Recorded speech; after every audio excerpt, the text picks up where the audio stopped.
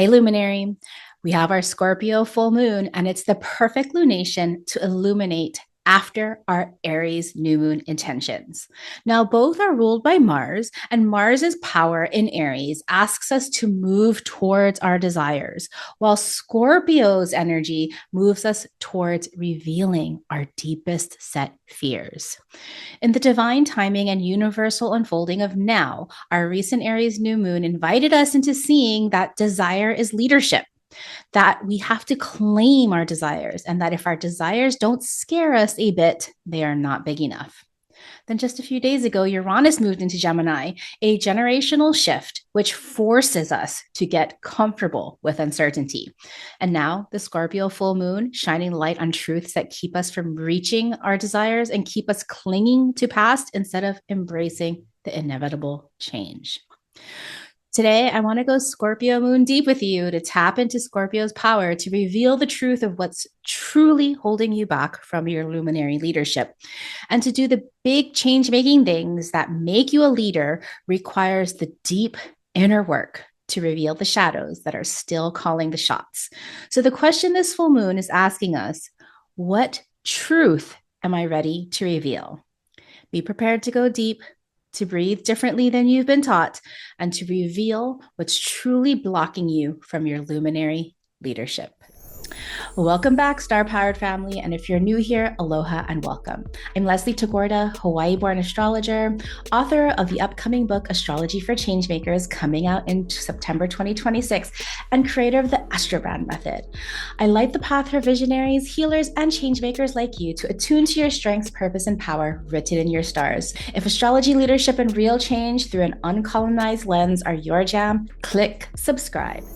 All right, friends, welcome back to another episode of Star Powered. I am your host, Leslie Tagorda, and today we're talking about our upcoming Scorpio full moon that happens on May 1st.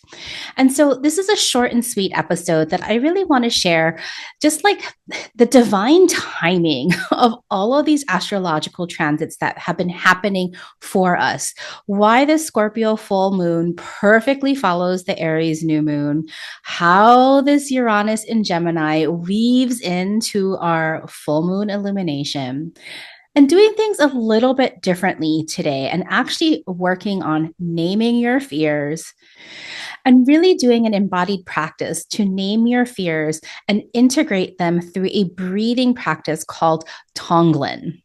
We're going to be looking at some of the questions that you need to reveal before you do this breathing practices and the 4 steps of Tonglen that are perfect for this Scorpio new moon. Ultimately, I'm doing this for y'all because this is also the medicine that I need. And this is the medicine that we all need as we are on our luminary leadership journey. Absolutely. It requires deep shadow work of this Scorpio full moon. All right.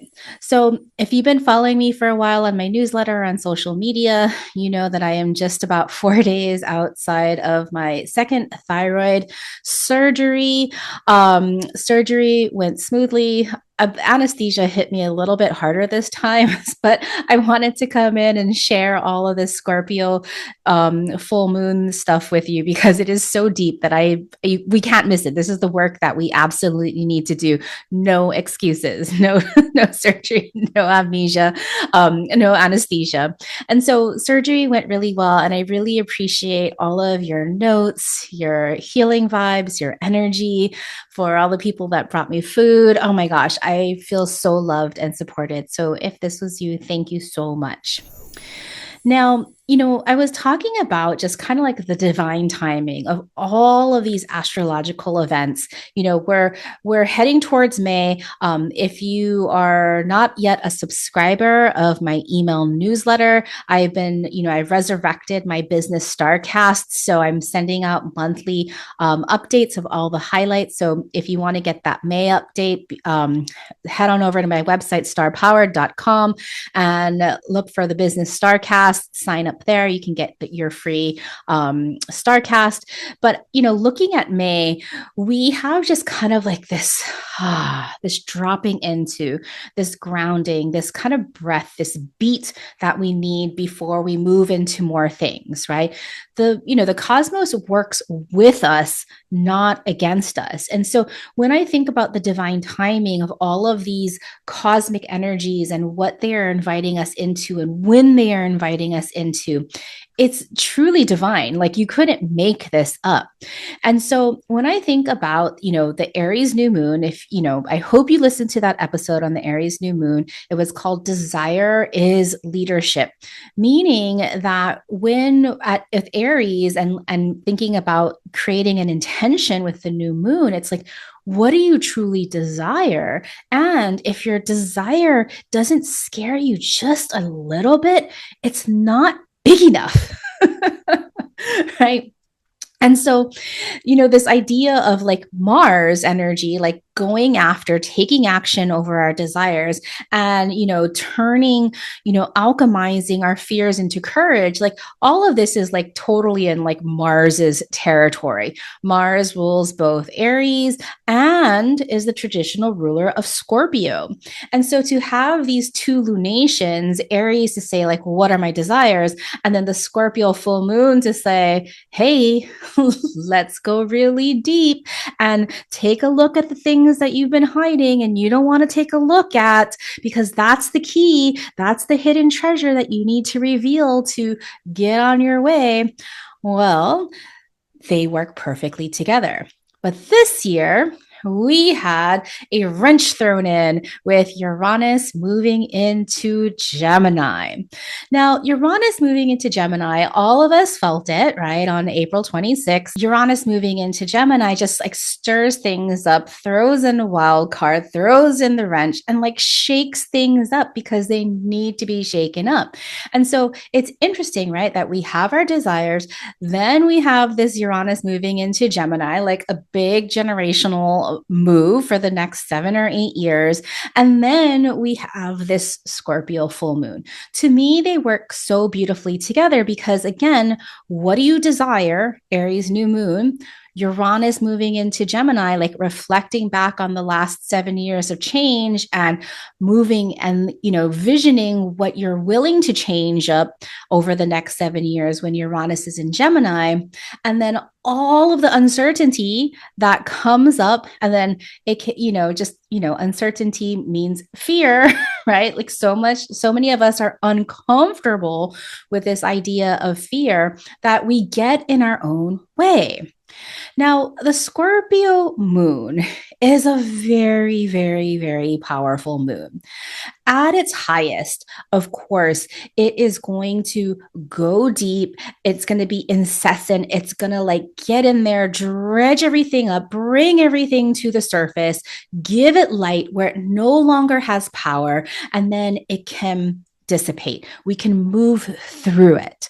However, the shadow of the Scorpio moon is control, and that control leads to manipulation because it doesn't want to let go. It wants to be that kind of pit bull, like a scared, angry pit bull that just sinks its teeth into things and won't let go, even though it will behoove them to let go.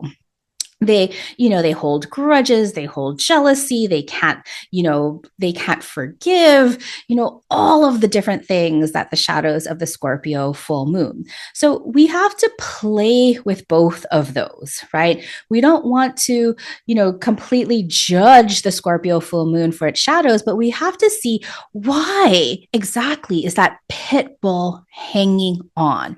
Why is it afraid to let go, even though it knows that if it lets go, there's something better on the other side?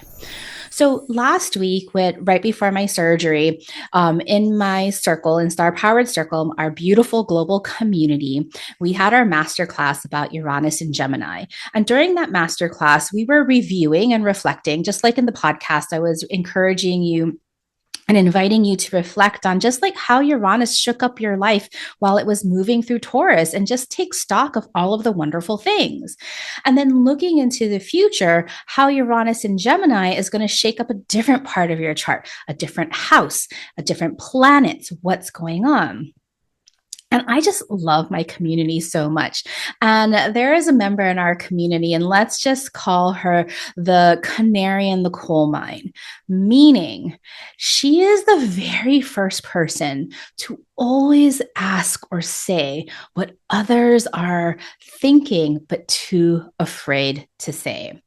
And what she was talking about in the circle community when we were talking about Uranus moving into Gemini really touched me to my core. And I want to share just a little bit of that with you. And how she leaded when she opened up her comment slash question, she just point blank said, Uranus is making me really nervous. And the vulnerability and the courage to even say that, right, is something else. This canary of a coal mine community member was so amazing and just sharing their story about how the last 7 years Uranus has really supported her, making a lot of change, doing the inner and shadow work, and like really freeing herself from some really controlling environments and relationships.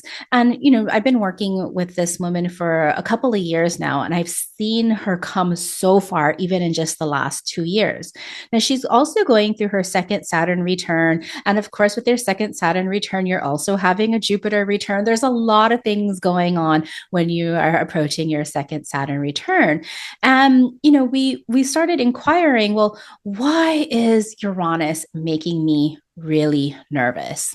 Well, she said that everything was really overwhelming, that life is so overwhelming at the moment, that so many things are coming up, but she's been shying away from it. Meaning, I'm afraid. So I'm gonna look away. I can't even face it. Right.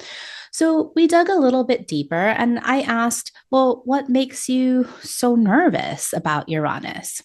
And she then replied, well, when I think about breakthrough and freedom and change, it's a lot of power. I know that deep inside, I have what it takes. I know that from doing all of this stuff, meaning the astrology work that we've been doing, I definitely have what it takes. She goes on to say, what's coming up for me is being seen. I'm a Leo, so I'm naturally shining anyway, and that light has been stomped on so many times. This is where it gets interesting. And so, her light has been stomped on so many times. She goes on that she has fear because she's been in controlling environments and relationships. And over the last years has had to break free and go on her own.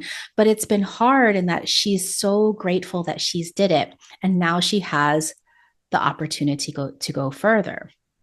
So we investigate. Well, what's stopping you? What's afraid about going further? And she then says, well, it's all of those old stories. I think I'm too old. Why bother? The same things I've been talking about over and over again, and feeling isolated. And then she continues on and says, I can't believe I'm saying this. There are things I want to do, but I'm afraid to do them. See how we're sinking deeper and deeper and deeper. Sometimes our fears, if we're just at that top level, we can't like name exactly what we're afraid of. Like we're just afraid of fear. We're afraid of Uranus moving into Gemini. We're afraid of things making change, even though we need them to change. Yet, when she was going deeper, she had admitted to all of the things that she unleashed, her true desires. And she acknowledged that, yes, they are scary and that they are big. But she was also able to name them. I'm afraid of stomping out my light. I'm afraid of hurting other people. I'm afraid of reaching out. And so I redo things over and over and over again. And you know who you are if you're listening to this. And if you're listening, I'm still waiting for your email. And it took the compassion and safety of a caring group like Star Powered Circle to listen to her with openness, with compassion, with curiosity, with vulnerability. And what happened was so beautiful because now she was able to name her fears. She was able to write them down. And when we reveal them, when we dredge them up, when we face them, when we look at them, when we hear them, when we're curious with them, they all of a sudden don't have so much power. They're actually simply telling us what support we need to get and what we truly desire. So it was really powerful that from that simple declaration of Uranus is making me really nervous, and how we went deeper and deeper and deeper to get to the heart of what the fear was truly doing and what she needed to support those fears, to alchemize that fear into courage. I mean, that's really powerful work. And if you and I can do the same thing, that is exactly what we need to take bigger risks in our leadership, to do bigger and scarier things. Now, I want you to recall your desires from your Aries new moon intention because it's been 2 weeks out, right? We have the new moon, full moon. It works in perfect divine rhythm for us. And if you remember in that last podcast, the thing that I was afraid to say is that I want to be an international best-selling author with my upcoming book, Astrology for Changemakers. Now, if you also remember in that episode, I asked you to do the scary things because it's the scary things that move the needle. And of course, we have to do those scary things from a place of calm, learning how to tap into calming down and regulating our nervous system, breathing exercises, whatever it is for you to regulate. I also have a post on Instagram that's pinned about using your moon sign to self-regulate. But we have to do the scary things in our leadership. And of course, when we're about to do the scary things, we start to have excuses. So, in order for me to be an international best-selling author, the 3 things that I committed to doing later that week was to finish my website, because I can't do any reach out until my website is where I want it to be, sharing all the important things and talking to the hearts of the people that I want to serve. Reaching out to some astrology influencers to do some collaborations with me to help promote the book. And of course, reaching more reach out. I'm trying to think through my list. There were like scary reach out things for me. Reaching out sometimes is really scary. But then all my excuses came up. I had my surgery. I was in recovery. The anesthesia really hit me hard. My mind isn't clear yet. But with this second quarter moon, as the moon is moving towards its fullness, I have been finding, all the energy to get over my excuses.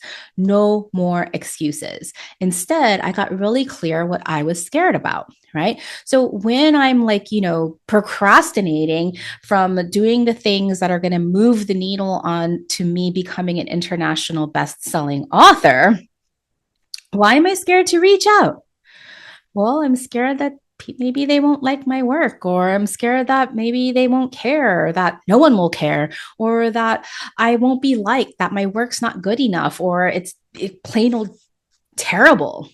On the other hand, I'm also scared that people will like it too much, that with too much visibility comes all this responsibility, that there's more work than I could possibly handle. It's exhausting. When I get into this place, my body feels really fatigued. I feel tightness in my shoulders. I feel tightness in my throat. And I'm still feeling tightness in my throat simply because I've been recovering from a surgery in my throat. So, this is really important because I want you to feel the visceral feeling of your fear. I want you to see where it lives in your body. I want you to imagine the weight, the color, the texture, the feeling, because this is a key into Pema Chödrön's teaching of Tonglen. Now, Pema Chödrön is an American Tibetan Buddhist, and she has a teaching of Tonglen. And this is a breathing exercise that, of course, fell into my lap, fell into my feed, fell into my consciousness. And I was like, oh my gosh, this is exactly the teaching that I need for this Scorpio full moon. It was like ringing Scorpio full moon. It was ringing the medicine that I personally needed. And I knew that if I needed this medicine, so did you. So the Buddhist teacher Pema Chödrön has a line about Tonglen that I want you to put into your heart into this breathing practice. She says, use what seems like poison as medicine. Right? There are lots of different medicine practices that are just like this, like homeopathy, a system of alternative medicine where there's the principle of like cures like, where often highly diluted substances or toxins are put in your body to initiate and stimulate a healing response. Now, I'm not telling you to literally put poison into your body, but I want you to imagine this as, as metaphor with your fear being like the poison that we are going to turn into medicine. So, what Pema means about this is that when most of us try a practice, a breathing practice like this, the moment we sit down, our own fears rise up and blocks us. We think that this fear means that we're doing it wrong, or that we have to be healed or released or let go of the fear before we can actually do our true, real work. Well, Pema flips that completely in the practice of Tonglen that she has brought to the West from Tibet. Now, here, the fear isn't the obstacle to the practice. The fear is the practice. The thing that you thought disqualified you is the actual gift and the doorway in. And that is so Scorpio. Now, of course, Scorpio rules both poison and medicine because they can be the same substance. The difference is how you're holding and handling it. Now, your fear is poison when you are avoiding, when you are running, when you are manipulating, when you're trying to control the outcomes, when you are refusing to look underneath the covers at your own shadows. Your fear becomes the medicine the moment you turn towards it, the moment you face it, the moment you get curious with it, hear it, learn it, love it, and breathe it in consciously. Now, Mars, our energy to motivate, also is our energy to alchemize. And Mars in Scorpio can alchemize fear into the courage you and your people need you to have as a change maker. And so that's what we're going to do. Now, to prepare to do the Tonglen practice, I want you to get ready and reveal. Remember, this Scorpio full moon is asking you, what truth am I ready to reveal? And when I say truth, the truth is the fear that is truly holding you back. And so I want you to write down these 3 questions so that you can get ready to reveal and do this deep work. First question, what fear are you ready to turn towards instead of away from?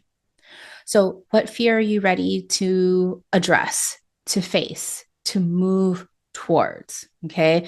So, just like my community member in Star Powered Circle, was able to really refine their fear from just an overarching, I'm nervous about Uranus, into, I don't want to hurt people. I don't want people to stomp on my light. I'm afraid of people stomping on my light. I'm afraid of hurting others. Right? We want to get really clear about that fear. For me, my fear is like, well, what if people just don't like me? Or what if I have too many responsibilities? Get super clear on what your fear is. Number two, this is where you're going to turn your leadership into love and contribution. And so the question is, what love, what courage are you ready to send forth before you even feel you're ready to send it? So, for example, my community member who is saying they really want to help people, but are afraid they are going to hurt them. Well, the love that they're going to send in now is, I am ready to help people. I am ready to help people shine their light. Because remember, they also said that I'm afraid to shine my light because my light has been stomped on so much. So their love that they're ready to send in, even though they don't think they're yet ready, is helping people shine their light. For me, because I'm afraid that I'm not good enough, the love that I'm sending forth is that you are magnificently brilliant, right? You are confident and are so deserving for success. And so, this is where your opportunity to flip your fear into this contribution, into this love, into this strength. Okay. Now, lastly, your third question that you need to prepare before you go into this breathing exercise. This relates to Uranus and Gemini. Underneath both your fear and your courage, what if your breath, that connection, is your rebellion, your resistance? What if changing how you breathe is changing your story about how you feel about change? Kind of a little bit of a loop there. And so I want you to feel into this question is, how is your breath resistance, rebellion, revolution? It certainly is. So we're going to turn around. We're going to innovate. We're going to revolutionize a breathing exercise. Now, you have probably heard many breathing meditations. Breathe in the love and light and exhale the fear and the discourse and the uncertainty, right? Where you're breathing in the good and exhaling the bad. Well, in Tonglen, that Pema Chödrön teaches from the Tibetan Buddhist practice, we are going to do things differently. Instead of breathing in the love and light, we are going to breathe in the fear, the darkness, the feelings of constriction that fear brings. And instead of breathing out all of the darkness, we are going to breathe out the love, the contribution, the leadership that we are gifting forward. It's a little bit different. When I first heard this practice and like how it turns everything on its head, I was like, oh my gosh, this is the practice that I need. So here are the 4 steps of the Tonglen practice.